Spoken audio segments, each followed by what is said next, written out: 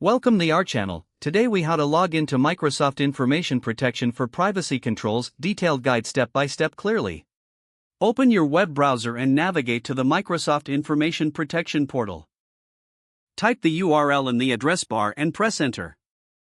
Once the page loads, look for the sign in button located at the top right corner of the screen.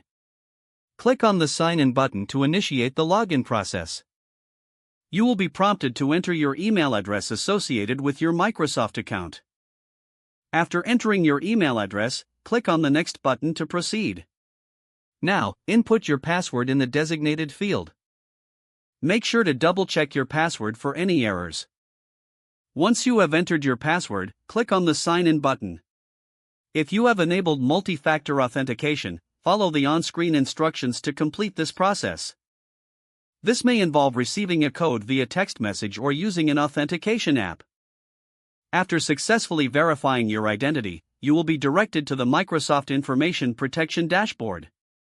Familiarize yourself with the layout of the dashboard.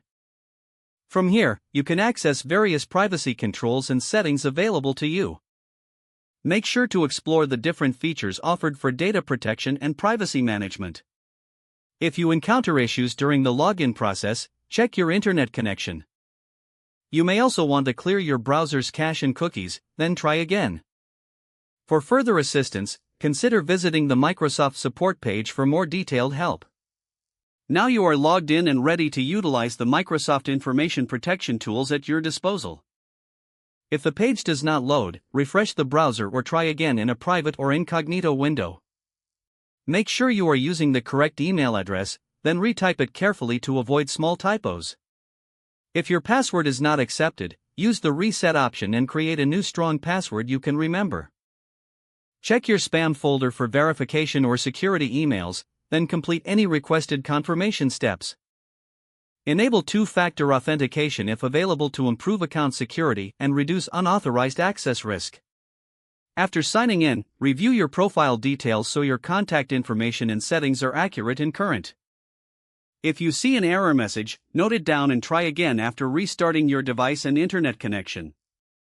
Log out when you finish, especially on shared devices, to keep your account and payment information secure. If the page does not load, refresh the browser or try again in a private or incognito window. Don't forget to like this video and subscribe to our channel for more step-by-step tech guides.